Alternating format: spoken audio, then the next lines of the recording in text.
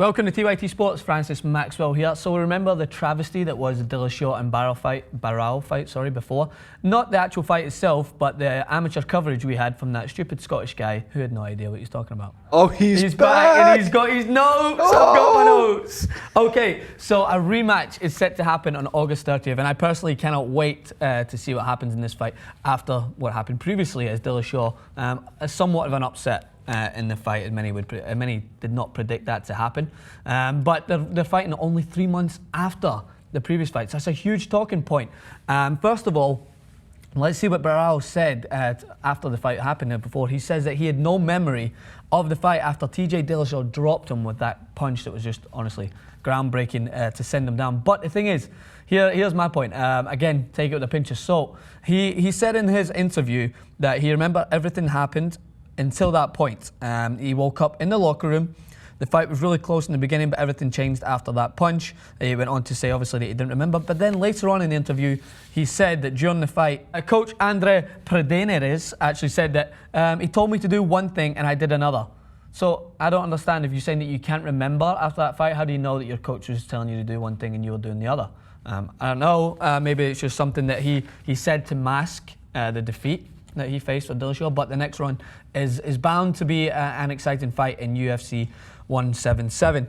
So with that, there was talk about previously when they scheduled this fight that Barao was not ready. It came far too soon. He said that he was not prepared for the fight against Dillashaw, and I think Dillashaw's speed caught him off guard, and he said he wasn't prepared for that. But now he's fighting him just 3 months after that they first fought, and he's saying now that he's never been as ready as he is now in his life. So I'm kind of confused. What do you think, Jason? I don't agree with, a fight happening 3 months after. It's a rematch that's happening very soon. And they keep going, like, they're contradicting each other. Dillashaw and Barao, they keep saying, we're not, at one point they were saying they weren't ready, and now they are saying they're ready.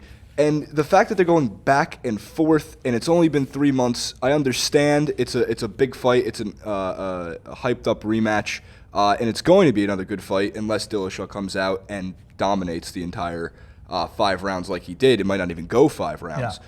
But just like I guess similar to boxing, the sport is like taking time between fights is probably a better move, a better call. Yeah, of course. So you have more time to get ready, better training. But in terms of bringing a good fight for UFC 177, this is definitely a great fight, and it's going to lead into other great fights for 178, 183, which is Silva. Well, you can tell that with Barao, there's a bitter taste in his mouth. He wants to get somewhat revenge on Dillashaw because, as I said before, I was naive when I said that DJ Dillashaw was a no one, because he definitely was someone who is coming up into the realm of UFC, into the point that he deserved to have that title shot and he deserved to win it. And I think Barao now is looking back, and he wants to basically make right what this wrong was to him. So it will be an interesting match. It's going to be exciting, but with Barao, his final comments were he has to bring something new to this fight.